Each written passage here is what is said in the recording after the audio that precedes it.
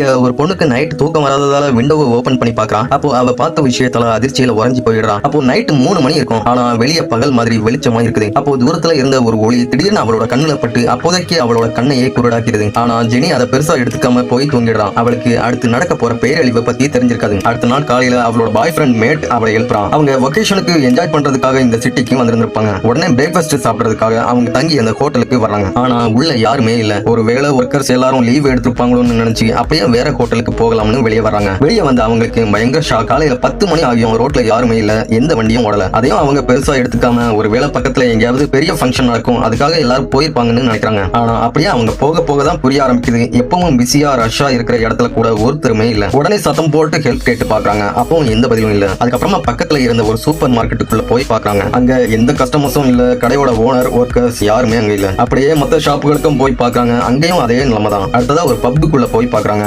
அங்கேயும் யாருமே இல்ல. இதனால ஜெனி மனசு உடைஞ்சு போயிடுறான். அப்போ மேட்டுக்கு சடனா ஒரு ஐடியா தோணுது. நியூஸ்ல ஏதாவது போடுவாங்கன்னு டிவி ஆன் பண்ணி பாக்குறான். ஆனா டிவியும் பிளாங்கா இருக்குது. ஒருவேளை ஏதாவது வைரஸ் அட்டாக்கா இருந்தா பாடியாவது இருக்கும், ஏலியன்ஸ் வந்திருந்தாங்கன்னா ஸ்பேஸ் ஷிப் இருந்திருக்கும். எதுவுமே இல்லாததால அவங்க வேற வழி இல்லாம ஹோட்டலுக்கே திரும்பி வர்றாங்க. உடனே மேட் லேப்டாப்பை ஓபன் பண்ணி நெட்ல செக் பண்ணி பாக்குறான். அதுல எல்லாம் எஸ்டர்டே வந்த நியூஸ் மட்டும் தான் இருக்குது. ஜெனி அமெரிக்காவில இருந்த அவங்க அம்மாவுக்கு கால் பண்ணி பாக்குறான். ஆனா எந்த ரெஸ்பான்ஸும் இல்ல. அப்போ மேட்டுக்கு சடனா இன்னொரு ஐடியா தோணுது. உடனே அந்த சிட்டியோட ஹைட்டான இடத்துக்கு போய் பார்த்தா யாராவது தெரிவாங்கன்னு ஜெனியை கூட்டிட்டு போறான். ஆனா போற வழியில ஒரு கார் ஸ்டார்ட் ஆகி நிக்கிறத பாக்குறான். பக்கத்துல போய் பார்க்கும்போது உள்ள யாருமே இல்ல. உடனே அந்த காரை எடுத்துட்டு 2 பேரும் ஸ்ட்ரைட்டா அந்த மலையோட உச்சிக்கு போறாங்க. அங்க இருந்த ஒரு பெரிய வில்லால போய் செக் பண்ணும்போது அங்கேயும் யாருமே இல்ல. லொகேஷனுக்காக வந்த அவங்க இப்படி மாட்டிக்குவாங்கன்னு கனவுல கூட நினைச்சிருக்க மாட்டாங்க. உடனே ஹோட்டலுக்கு திரும்பி வந்த அவங்க அடுத்த நாள் காலையில எல்லாம் சரியாகும்னு நினைச்சு தூங்குறாங்க. ஆனா அடுத்த நாள் காலையிலயும் எதுவும் மாறாம அப்படியே அமைதியா தான் இருக்குது. இப்போ ஜெனி எப்படியாவது அங்க இருந்து தப்பிக்கணும்னு நினைக்கிறான். ஆனா மேட்டாலையும் எதுவும் கண்டுபிடிக்க முடியல. ஃபர்ஸ்ட் உயிர் வாழ்றதுக்கு சாப்பிடுறதுக்கு ஏதாவது ரெடி பண்ணலாம்னு அங்க இருந்த ஒரு பெரிய சூப்பர் மார்க்கெட்டுக்கு போயிட்டு ஃப்ரீயா ஷாப்பிங் பண்ணிட்டு வராங்க. ஆனா அந்த கார் பத்தலன்னு இன்னொரு பெரிய காரை எடுத்துட்டு வர்றான். அதுக்கப்புறம் அவங்க ஹோட்டலை விட்டுட்டு ஒரு பெரிய லக்ஸரியான வீட்டுக்கு போறாங்க. அங்க போயிட்டு அவங்க கனவுல கூட நினைச்சு பார்க்க முடியாத